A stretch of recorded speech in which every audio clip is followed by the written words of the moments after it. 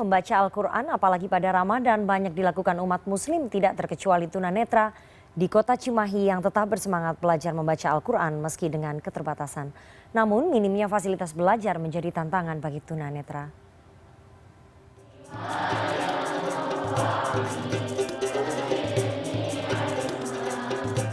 Selama Ramadan, siswa SLB Negeri di Kota Cimahi, Jawa Barat melakukan kegiatan mengaji.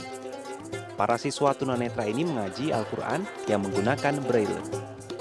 SLBNA adalah salah satu dari 3.000 SLBN di Indonesia yang memiliki kurikulum belajar membaca Al-Quran Braille, namun jumlah pengajar yang tersedia hanya sedikit. Selain itu, hanya ada sekitar 20.000 Al-Quran Braille dengan total sekitar 3 juta tunanetra di tanah air. Tidak aneh, banyak siswa dari luar Jawa Barat yang datang untuk bersekolah karena minimnya fasilitas pendukung di daerahnya. Dulu pas waktu di NTT saya dengarnya kan pas dengar ngaji kan dengar di HP-HP yang orang lain yang diputar, jadi saya bisa dengar gitu kan. Ada guru ngajinya juga di sana gitu. Tapi Braille-nya nggak punya?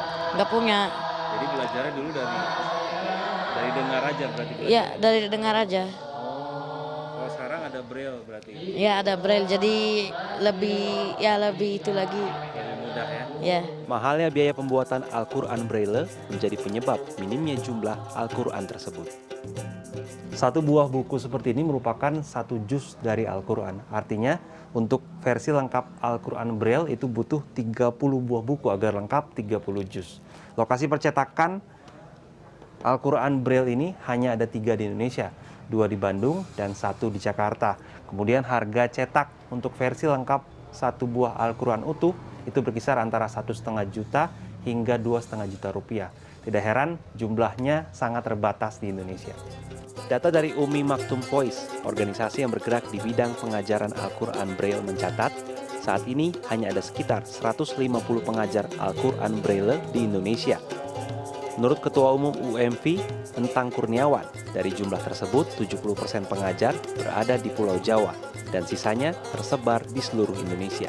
Menyelenggarakan pendidikan inklusi secara serius, gitu, tidak sekedar program, melainkan bagaimana mengaktualisasikan dengan metode-metodenya yang bisa diterima oleh masyarakat, juga para tunanetra. Yang kedua tentu sarana prasarana atau infrastruktur tadi yang menunjang, memperbanyak buku-buku tajwid, Iqra, kan gitu, sebagaimana yang disediakan untuk orang-orang yang melihat. Menanggapi hal itu, Kepala Kantor Wilayah Kementerian Agama Provinsi Jawa Barat, Adip, mengakui jumlah pengajar dan fasilitas pendukung Al-Quran Braille memang terbatas.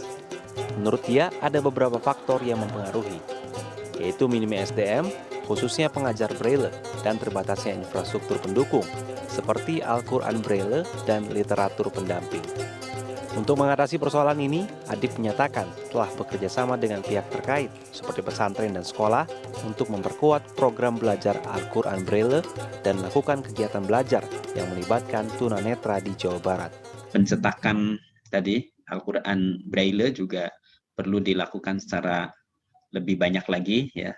Meskipun sudah ada, tetapi perlu lebih banyak lagi. Dan tentu ini kita mengajak tidak hanya dari pemerintah saja, ya. Tentu banyak keterbatasan anggaran.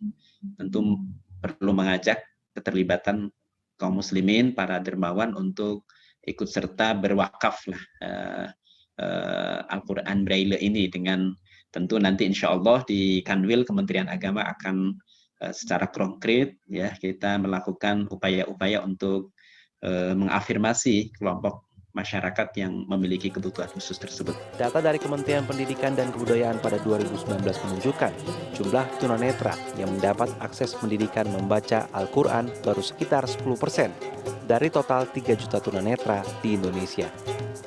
Franky Wijaya, Rizky Rahadian, Cimahi, Jawa Barat.